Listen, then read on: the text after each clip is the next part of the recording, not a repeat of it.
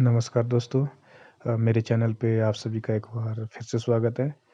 आज हम जा रहे हैं वर्ल्ड की सबसे एडवेंचरस जर्नी पे।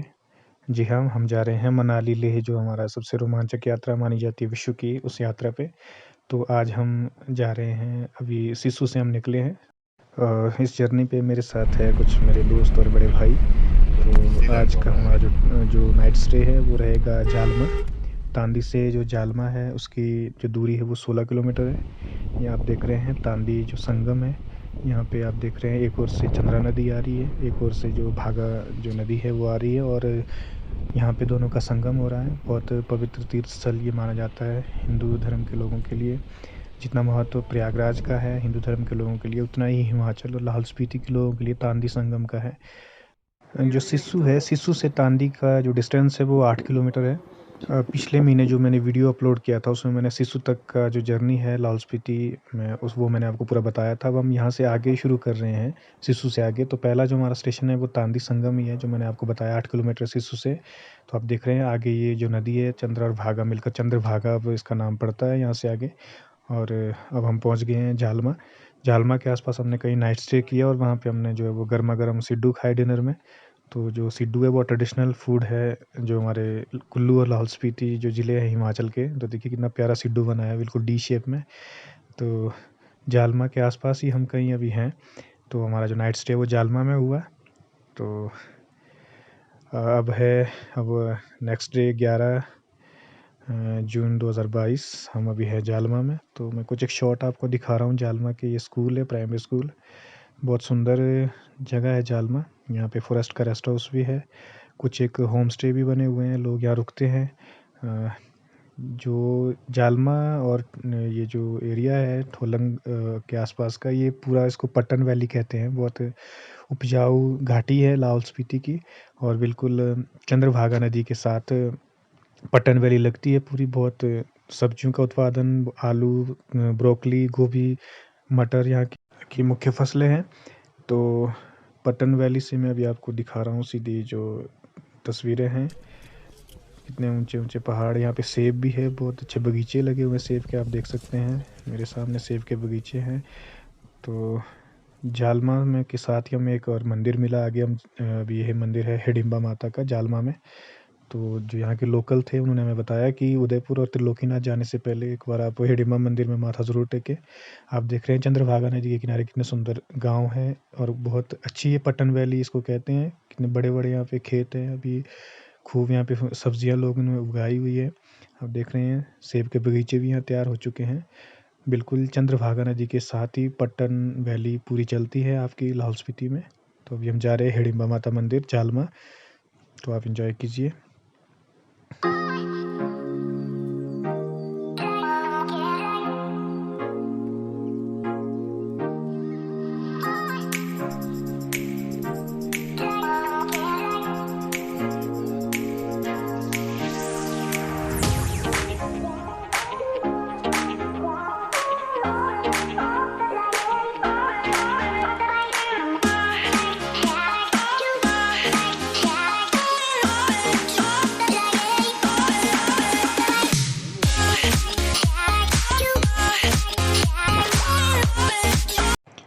तो अभी हम चल पड़े हैं जालमा से आगे।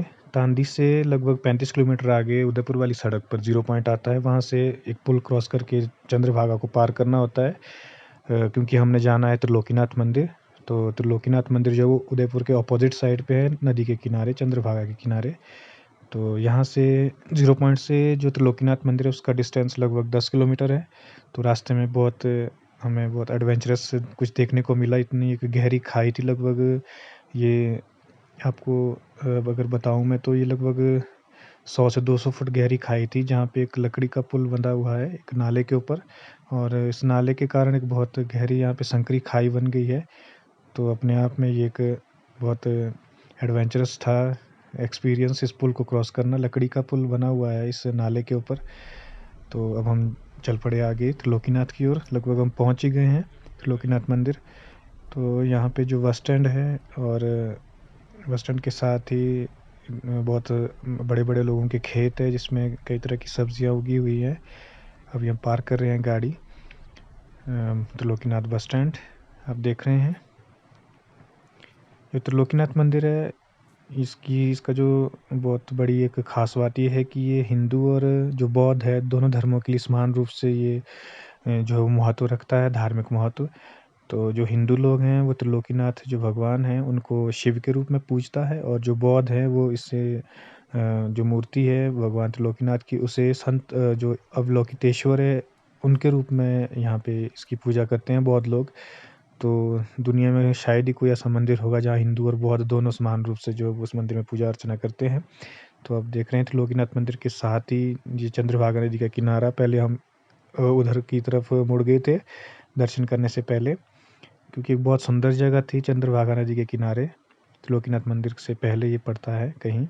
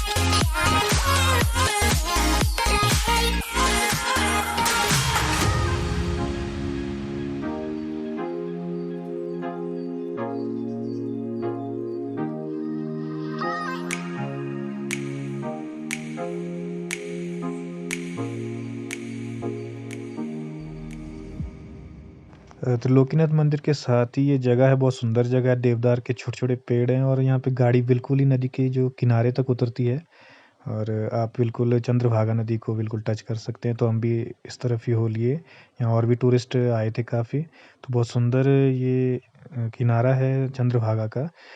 अब देखिए आप, अभी जो चंद्रभागा नदी है वो लाहौल स्पीति के त्रिलोकीनाथ उदयपुर से होकर बह रही है, और जब ये आगे चंबा में प्रवेश करेगी और आगे चंबा से आगे जब ये कश्मीर में जाएगी तो वहाँ पे चंद्रभागा नदी को चिनाब के नाम से जाना जाता है। तो चंद्रभागा चिनाब का आप किनारा देख रहे हैं, बहुत बड़ी नदी है। जो जल स्तर है इसका हिमाचल की सबसे बड़ी नदी चंद्रभागा मानी जाती है। जल स्तर के हिसाब से इसका जो कैचमेंट एरिया है बहुत ज़्यादा है, सबसे ज़्यादा हिमाचल में जितनी भी नदियाँ हैं। तो देख रहे हैं हमारे जो भाई लोग हैं वो खूब मस्तियाँ कर रहे हैं नदी के किनारे, और बहुत सुंदर व्यू है चंद्रभागा का, और बहुत ज़्यादा पानी है चंद्रभागा में अभी, क्योंकि आजकल ग्लेशियर बहुत तेज़ी से पिघल रहे हैं। जून का महीना है तो पानी का जो स्तर है बहुत बढ़ गया है। और एक बात बताना मैं भूल गया था, जो चिनाब है चंद्रभागा नदी है, इसका वैदिक नाम अस्किनी है। तो वेदों में चिनाब चंद्रभागा को अस्किनी नाम से पुकारा गया है। तो बहुत धार्मिक महत्व भी इस नदी का है। आप देख सकते हैं ये जो उदयपुर से आगे जो सड़क है ये पांगी किश्तवाड़ की तरफ जाती है, तो उसके साथ साथ ही चंद्रभागा नदी भी आगे पांगी होकर किश्तवाड़ कश्मीर में प्रवेश करती है। तो आप एंजॉय कीजिए।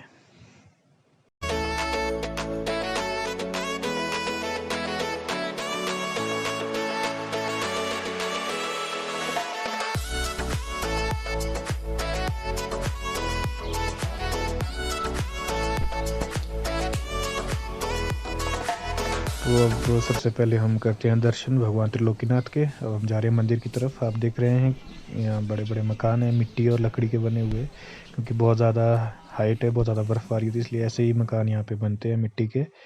तो आप देख रहे हैं त्रिलोकीनाथ मंदिर, बहुत ही पवित्र धाम हिंदू और बौद्ध धर्मावलंबियों के लिए। जैसे मैंने पहले कहा कि यहाँ पे जो भगवान त्रिलोकीनाथ है उनकी जो पूजा है वो हिंदू और बौद्ध दोनों लोग करते हैं। हिंदू जो है वो इसे भगवान शिव के रूप में पूजते हैं, और जो बौद्ध है वो संत अवलोकितेश्वर के रूप में त्रिलोकीनाथ भगवान की पूजा करते हैं। ये जो मंदिर है पूरा जो शिखर शैली में बना हुआ है। आप देख रहे हैं लोग शिवलिंग पे जलाभिषेक कर रहे हैं, और मंदिर के अंदर फोटोग्राफी थोड़ा जो है वो वर्जित थी, इसलिए मैं बाहर का व्यू ही बता पाया हूँ। जो मंदिर के अंदर है वो जो भगवान त्रिलोकीनाथ उनकी एक संगमरमर की बहुत बड़ी मूर्ति है 6 भुजाओं वाली, जिसका जो पूरा जो स्ट्रक्चर है मूर्ति का, उसमें हिंदू और बौद्ध दोनों की मूर्ति कला की विशेषताएं आप देख सकते हैं।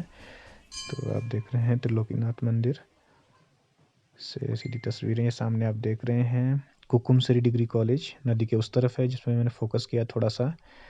तो ये बिल्कुल त्रिलोकीनाथ के सामने पड़ता है कॉलेज, आप देख रहे हैं। आप देख सकते हैं ये सामने त्रिलोकीनाथ मंदिर पूरा शिखर शैली में बना हुआ है मंदिर है। और अब हम चलेंगे वापस यहाँ से। अब जाएंगे हम उदयपुर, चंद्रभागा नदी के उस तरफ।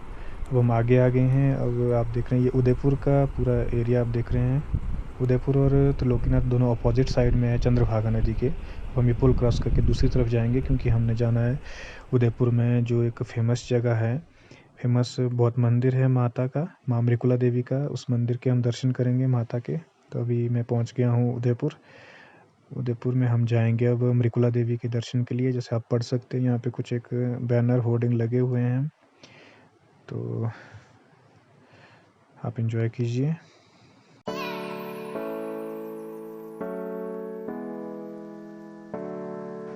उदयपुर जो प्रशासन है उसकी मुझे एक बहुत अच्छी बात लगी। यहाँ पे खाली प्लास्टिक बोतल के लिए एक बोरे का एक डस्टबिन बना हुआ है, ताकि इसको यहाँ से उठा के फेंका जा सके। बहुत अच्छी पहल है टूरिस्ट के लिए।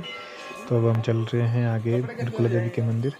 आप देख सकते हैं मंदिर का जो बाहरी जो दृश्य है, कितना सुंदर ये मंदिर है। बहुत हिस्टोरिकल टेम्पल है, पूरा लकड़ी का बना हुआ है। और ये भी पैगोडा स्टाइल में मुझे लग रहा है, क्योंकि पैगोडा शैली में इस तरह के लकड़ी के छतें मंदिरों में लगती है। तो ये तो पूरा का पूरा मंदिर ही लकड़ी का बना हुआ है, लकड़ी के खंभों पर ही ये मंदिर टिका हुआ है। तो बहुत हिस्टोरिकल टेम्पल है लाहौल स्पीति के उदयपुर का। जो मृकुला देवी मंदिर है ये माँ महिषासुरमर्दिनी के लिए जो है वो ये मंदिर समर्पित है। आप देख सकते हैं यहाँ पे माँ दुर्गा के महिषासुरमर्दिनी रूप की पूजा होती है। मान्यताओं के अनुसार जब माता ने महिषासुर का वध किया, तो जिस खप्पर में उसके रक्त को जो एकत्रित किया था माँ ने, उस खप्पर को आज भी इस मंदिर में रखा गया है। किंतु उसके जो दर्शन है वो श्रद्धालुओं के लिए वर्जित हैं। माना जाता है कि अगर गलती से भी कोई उस खप्पर को देख ले तो वो व्यक्ति अंधा हो जाता है। मंदिर के पुजारी बताते हैं कि कई साल पहले कुछ श्रद्धालुओं ने उस खप्पर को देखा था, तो वो अंधे हो गए थे, 2 से 3 श्रद्धालु। तो आज भी उस खप्पर की पूजा जो पुजारी बहुत सबसे छिप के करता है, चोरी छिपे उस खप्पर की पूजा होती है। बताते हैं कि ये जो एक बावड़ी है माता की, यहाँ का पानी पीना सभी श्रद्धालुओं के लिए बहुत अनिवार्य है, बहुत अच्छा माना जाता है। अगर इस बावड़ी का पानी पिए तो यहाँ एक सूचना लगी हुई थी, मैं बाद में वो दिखाऊँगा आपको। तो मैंने भी इस पानी को ग्रहण किया, क्योंकि अलग से सूचना मंदिर में लगी हुई है कि बावड़ी का पानी अवश्य स्वीकार करे श्रद्धालु। तो बहुत पवित्र ये जल माना जाता है। माँ मृकुला देवी मंदिर के साथ जो बावड़ी है उसका ये जल है। तो अब आप देख सकते हैं कुछ एक औरतें भी यहाँ पे, स्थानीय औरतें वो कपड़े धो रही थी। आप देख रहे हैं यहाँ पे वो सूचना लगी है, बावड़ी का पानी अवश्य ग्रहण करें। तो अब देखिए बहुत एक दिलचस्प किस्सा है कि इस मंदिर में आप देख रहे होंगे सबसे लास्ट में एक जो लगी हुई है सूचना, लीव क्वाइटली, डोंट से चलो, लेट अस गो एटसेट्रा। तो इस मंदिर से जब भी जाते हैं श्रद्धालु तो कभी भी यहाँ से चलो या लेट अस गो इस तरह के शब्द प्रयोग नहीं करते हैं। तो बहुत दिलचस्प किस्सा है मेरे को लगा मंदिर का। अब हम यहाँ से वापस चल पड़े हैं। आप देख रहे हैं रास्ते में हमें कुछ गद्दी लोग भी मिले।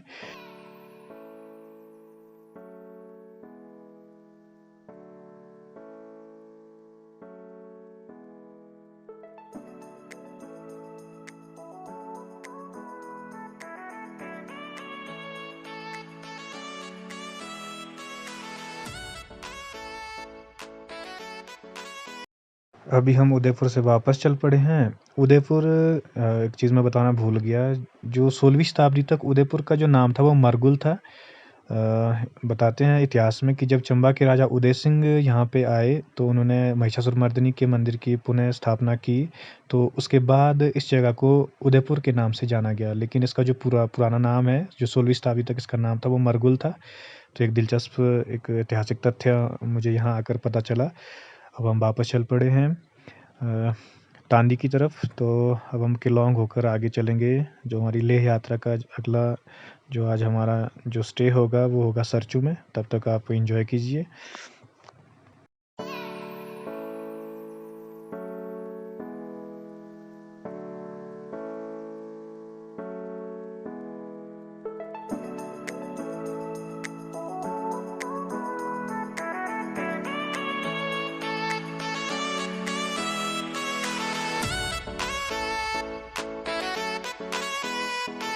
हम वापस पहुंच गए हैं तांदी संगम पे। अब एक बार आप फिर से तांदी में हैं मेरे साथ। हमने तांदी से उदयपुर का जो डिस्टेंस है 45 किलोमीटर का, उसको पूरा करके हम वापस आ गए हैं तांदी। तो तांदी के जो नामकरण को लेकर एक दिलचस्प किस्सा मुझे पता चला कि जो हमारी जो कुल्लवी और लाहौल स्पीति की लोक कथाएं हैं उसमें एक टुंडी राक्षस नाम का एक पात्र आता है। तो माना जाता है कि टुंडी राक्षस का वध इसी स्थान पे हुआ था। इसी वजह से स्थान को टुंडी से ये जो है वो कालांतर में अपभ्रंश रूप में तांदी हो गया है। ये एक मान्यतावर है, ऐतिहासिक तथ्य नहीं है, किंतु ये एक यहाँ की लोक कथाओं में ये किस्सा है। और चंद्रा और भागा का जो मिलन है वो दो प्रेमियों का मिलन भी माना जाता है। पौराणिक मान्यताओं के अनुसार जो चंद्रा है वो चंद्रदेव की पुत्री थी और जो भागा है वो सूर्यदेव का पुत्र था। दोनों प्रेम करते थे एक दूसरे से और दोनों का मिलन तांदी नामक स्थान पर हुआ है। अब हम चल पड़े हैं केलोंग की तरफ। तांदी से जो केलोंग की जो दूरी है वो है 8 किलोमीटर और केलोंग जो है वो डिस्ट्रिक्ट हेडक्वार्टर भी है लाहौल स्पीति का। तो केलोंग जो है वो भागा नदी के किनारे है और केलोंग 10,980 फीट की ऊंचाई पर जो है वो बसा हुआ है, डिस्ट्रिक्ट हेडक्वार्टर लाहौल स्पीति का। आप देख सकते हैं बहुत हरे भरे पहाड़ हैं केलोंग में। और अब हम पहुंच गए हैं केलोंग से आगे। ये जगह है दारचा। तो आप देख रहे हैं दारचा पुल। ये मनाली जो लेह रूट है उस पर सबसे लंबा पुल है दारचा में। तो दारचा के बाद जो है वो नेटवर्क भी अब नहीं आएगा आगे सरचू तक। बहुत अच्छी जगह है दारचा में। 2-3 नदियों का संगम होता है भागा के साथ और भागा का जो जल स्तर काफ़ी बढ़ जाता है। हम देख सकते हैं दारचा से सीधी तस्वीरें मैं आपको दिखा रहा हूँ। अब हम पहुँच गए हैं दारचा से आगे दीपक ताल। यहाँ पे एक बहुत सुंदर झील बनी हुई है ग्लेशियर से। तो इस झील के किनारे भी हमने थोड़ी बहुत फोटोग्राफी की। आप देख रहे हैं दीपक ताल।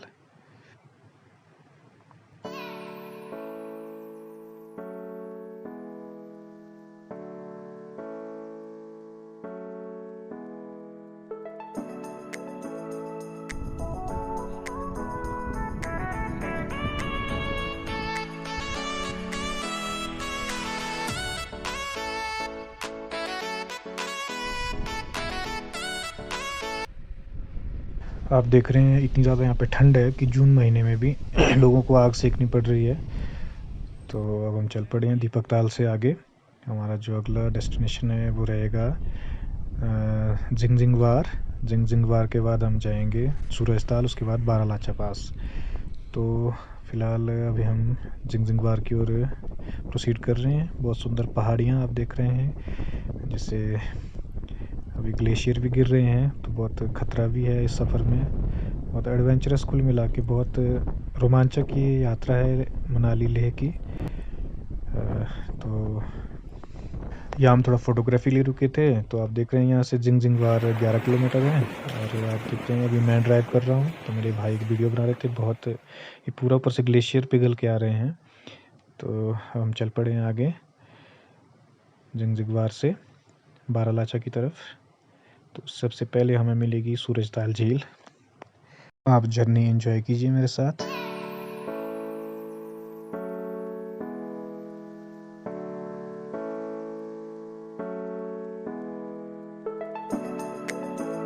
ये देखिए सूरजताल झील थोड़ा-थोड़ा दिख रही है। बिल्कुल रोड के साथ ये झील बनी हुई है। बारालाचा के जो ग्लेशियर है, उस ग्लेशियर से पिघल के जो पानी आ रहा है, उसी से ये झील बनी है। और यहीं से जो है वो भागा नदी का जो वो उद्गम होता है। तो जो सूरजताल झील है बिल्कुल आप देख रहे हैं बारालाचा से 5 किलोमीटर दूरी पर है ये। इसके बाद ये 5 किलोमीटर आगे बारालाचा पास है। अभी मैं सूरजताल झील से पानी भर रहा हूँ। बहुत ठंडा ये पानी है, क्योंकि एकदम ग्लेशियर से पिघल के आ रहा है। तो आप मतलब 10 सेकंड 15 सेकंड से ज़्यादा पानी में हाथ डालकर नहीं रख सकते, इतना बिल्कुल फ्रीज़ हो जाता है पूरा। तो मेरी तो बहुत हालत ख़राब हो गई थी। थोड़ा पानी मैं भरने की कोशिश की पीने के लिए।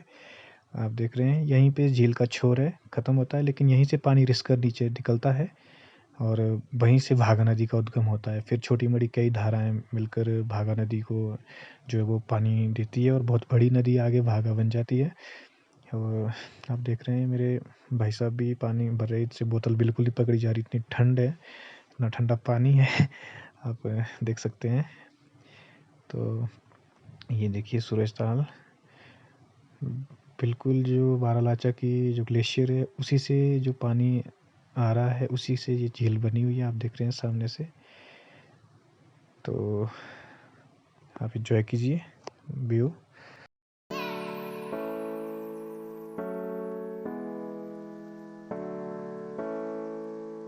ये हम पहुंच गए हैं बारालाचा पास। सूरजताल से 5 किलोमीटर आगे बारालाचा है। तो आप देख रहे हैं यहाँ पे एक बोर्ड लगा हुआ है। 4850 मीटर हाइट है बारालाचा पास की। बारालाचा पास हिमालय की जास्कर पर्वत श्रृंखला में पड़ता है और स्थानीय भाषा में इसे बारालाचा ला कहा जाता है। जो लाहुली बोली है उसमें ला का मतलब होता है पहाड़ी। तो इसलिए जितने भी पासेस आपको मिलेंगे उनके सभी के साथ ला शब्द जुड़ा होगा। बारालाचा ला, चांगला, खारदुंगला, इस तरह से जो ला का मतलब है वो पहाड़ी होता है। तो बारालाचा लाहौल को लद्दाख से जोड़ता है और इसके दोनों ओर जो आवासीय क्षेत्र है वो है जिंगजिंगवार और भरतपुर। उनके बीच में जो है वो बारालाचा पास पड़ता है।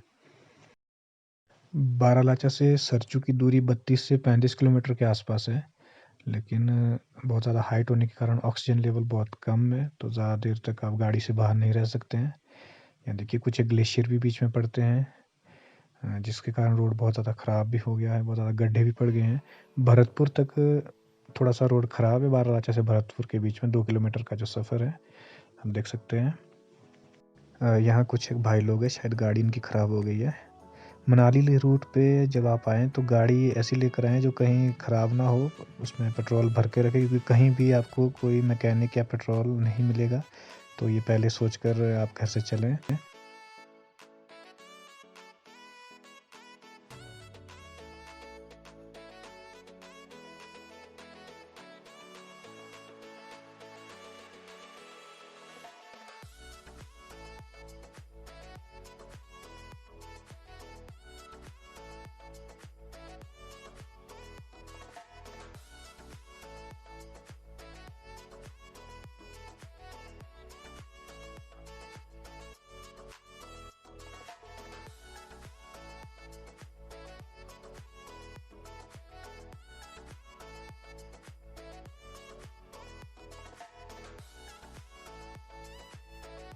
सरचू से पीछे हमें रास्ते में कहीं ये जो हिमालयन बकरी है ये भी मिली। ये पूरे झुंड में थी 4 से 5, लेकिन जैसे ही इन्होंने हमारी गाड़ी देखी वैसे ही ये एकदम सहम सी गई। तो वैसे इन्हें पहचानना बहुत मुश्किल होता है इस रीजन में, क्योंकि इनका जो कलर है वो बिल्कुल यहाँ की मिट्टी और जो यहाँ के पत्थर है उसी से मिलते-जुलते हैं। आप देख सकते हैं बहुत इसके लिए बहुत पारखी नज़र चाहिए इनको देखने के लिए, क्योंकि इनका जो कलर है वो बिल्कुल यहाँ के जो माउंटेन्स है उससे मिलता है। तो आप देख सकते हैं ये हिमालयन बकरी, और इसका बायोलॉजिकल नेम क्या है वो तो मुझे नहीं पता, लेकिन सामान्य बोलचाल में इसको हिमालयन बकरी कह देते हैं। और इनको कैप्चर करने के कोशिश में मेरी वीडियो भी बहुत ज़्यादा ख़राब हो गई थी यहाँ पे, लेकिन फिर भी मैं इनको कैप्चर कर पाया थोड़ा बहुत। बहुत डर जाता है इंसानों की प्रेजेंस से ये जो हिमालयन बकरी है, लेकिन देखने में बड़ी खूबसूरत होती है। आप देख सकते हैं कितना शर्मीला ये जीव है। तो आप एंजॉय कीजिए।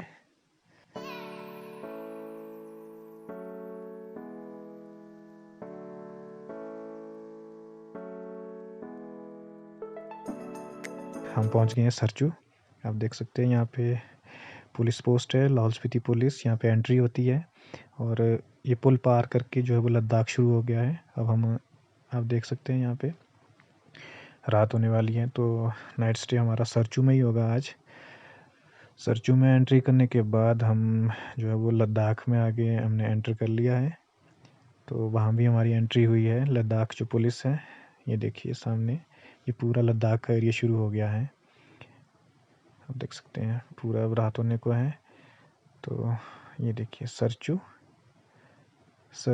जो वो बाउंड्री है हिमाचल और लद्दाख की, जैसे मैंने पहले बता दिया है। तो यहाँ पे इतनी रात को कोई होम स्टे वगैरह हमें नहीं मिला है, तो हमने अपना टेंट साथ डाला हुआ है।